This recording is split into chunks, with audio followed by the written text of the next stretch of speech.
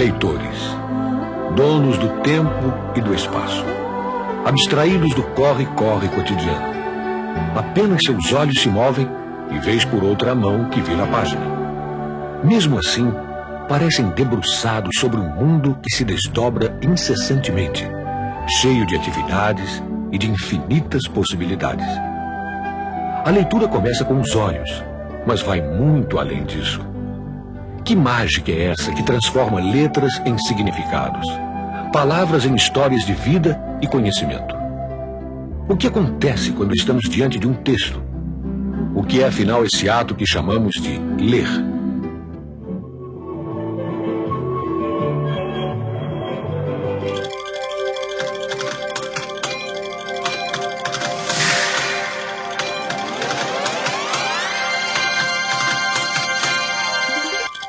A capacidade do ser humano compreender aquilo que lê depende da relação que existe entre os olhos e o cérebro.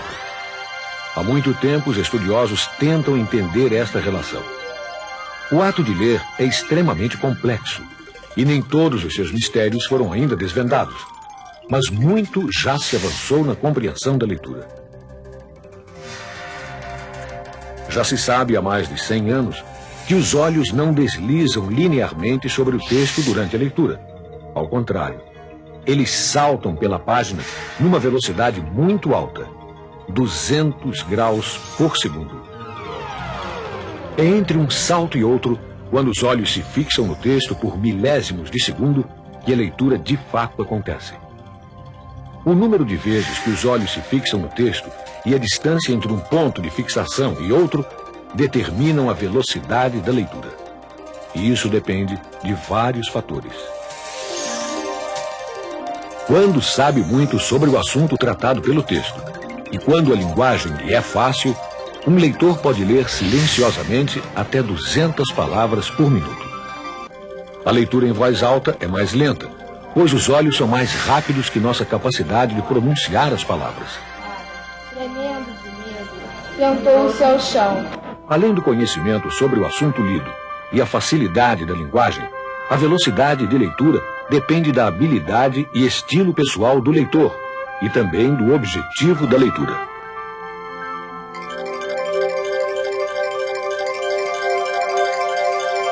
Observe estas letras. Você consegue dizer agora quais eram as letras? É difícil, é muito rápido. U, R, T. A outra não é. A, U, I, T, R, E, I. Deixa eu olhar só uma vez mais. Só uma vez. A, L, T. E agora? L, E, I, T, U, R, A. L, E, I, T, U, R, A. Leitura da escrito L-E-I-T-U-R-A. São as mesmas letras. Diferença fundamental. No segundo caso, formam uma palavra que tem significado para quem a vê. Imagine memorizar a seguinte sequência de letras. Ih, caramba, é letra pra caramba. Tem letra pra chuchu, I, A, T, Z, A, U, R, A, não sei o que mais, etc, etc, etc, etc, etc, etc. Sem condição. Iatra alguma coisa, não sei. Muita coisa. Quer me pegar, colega? Rearranjando as mesmas letras de outra maneira, fica bem mais fácil. A, L, E, I, T... E esses testes mostram que quanto mais os olhos se apoiam no significado, maior é a eficácia da leitura. A decodificação do escrito também se apoia no significado. Viu como é que tem boa cabeça? O psicolinguista Frank Smith afirma que não são os olhos que determinam o que e como vemos, e sim o cérebro. Ou melhor, os conhecimentos que o cérebro já possui. Traduzindo, a gente vê o que a gente sabe. Assim, é preciso considerar que há dois fatores básicos que determinam a leitura: o texto impresso, que é visto pelos olhos, e aquilo que está por trás dos olhos de quem lê, os conhecimentos que o leitor já possui. Um especialista em física compreende um texto básico sobre mecânica quântica com uma rápida leitura. Isso porque, por trás dos olhos, possui um conhecimento razoável sobre o assunto. Um leitor leigo em física não tem o mesmo desempenho diante de tal texto. Potência no estado permanente de corrente alternada. Os módulos dos fasores de corrente... Ele consegue decodificar fluentemente o texto, mas não consegue compreendê-lo, pois não tem conhecimento anterior sobre o assunto. Simplificar as fórmulas de potência. Bom, resumindo, eu não entendi nada. O contrário também pode acontecer. O leitor sabe muito sobre determinado assunto, mas se vê diante de um texto que não consegue decifrar.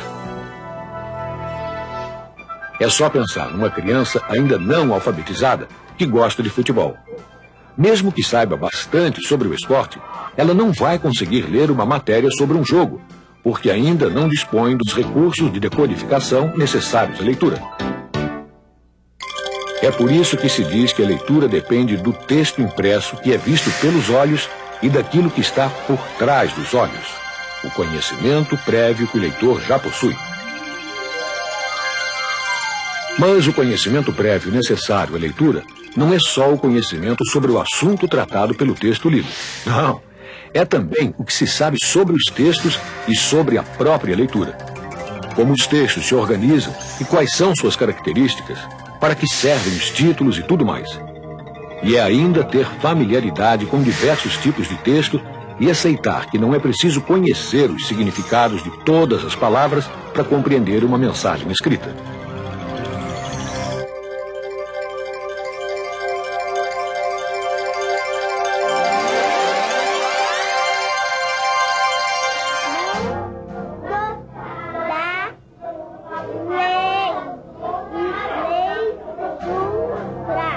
Não existe uma idade melhor para o aprendizado da leitura. A maioria das crianças que começam a ler mais cedo não tem nada de especial. A diferença é que elas consideram a leitura um valor e se acham capazes de ler. E isso tem tudo a ver com o ambiente que as cerca, com os estímulos e apoio que recebem. Mesmo que não saibam ler nem escrever, as crianças conhecem a utilização da leitura. As listas de compras que a mamãe faz para a feira, para o supermercado, os rótulos de produtos que ele consome, os recados, bilhetes que se colocam em geladeira, né? Tudo isso faz parte de suas vivências, de suas experiências. Isso tudo faz com que a criança comece a ter ideias sobre o porquê da leitura, porquê da sua utilização. Por isso que vemos crianças que não sabem ler nem escrever brincando de leitura. Um palhaço! Um palhaço! Ninguém lê se não vê uma finalidade na leitura. Lemos para saber as notícias do dia, para desfrutar o prazer de uma história, para aprender novos conhecimentos, para fazer um bolo, para aprender as regras de um jogo, enfim. Lê-se sempre para atender a uma necessidade pessoal. As crianças aprendem a ler participando de atividades de uso real da escrita, junto com pessoas que já sabem ler. Aprendem quando acreditam que são capazes de fazer isso.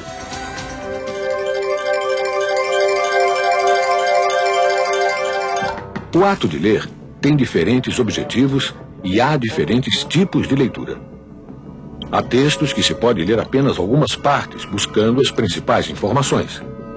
Outros exigem atenção máxima e várias leituras. Alguns podem ser lidos rapidamente. Outros são só aproveitados com calma e vagar. Há leituras que exigem concentração total e o vai e vem pelas páginas para certificar-se do entendimento. Alguns seguem sem nenhuma dificuldade. Outros, mesmo difíceis, não se consegue parar. E há também aqueles escritos fáceis, mas não tão agradáveis, que dá vontade de largar.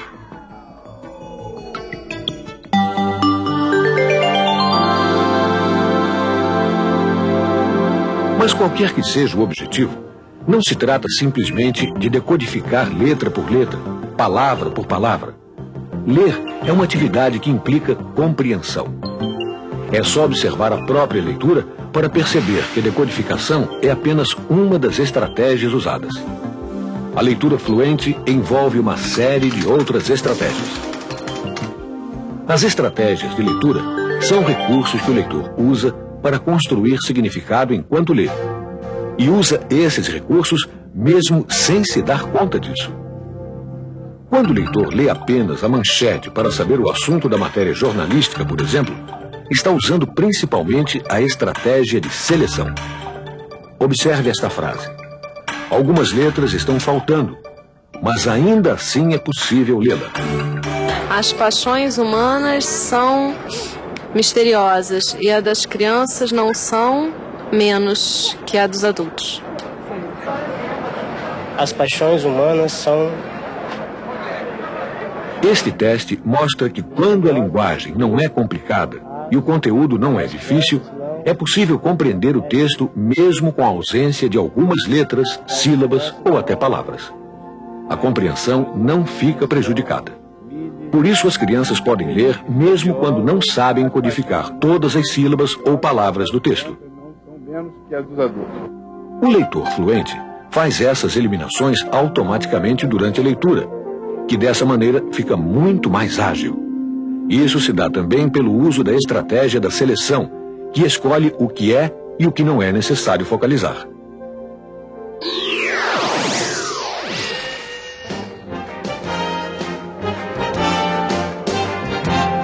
Também são estratégias de leitura a antecipação e a inferência. São as adivinhações que o leitor vai fazendo à medida que lê. Elas se baseiam tanto nas pistas dadas pelo próprio texto, como no conhecimento que ele já tem sobre o assunto lido. É uma coisa que não está escrita no texto explicitamente, mas que mesmo assim surge na cabeça do leitor. Essas adivinhações às vezes se confirmam, às vezes não. Esse controle que o leitor faz das suas previsões também é uma estratégia de leitura. É a estratégia de checagem.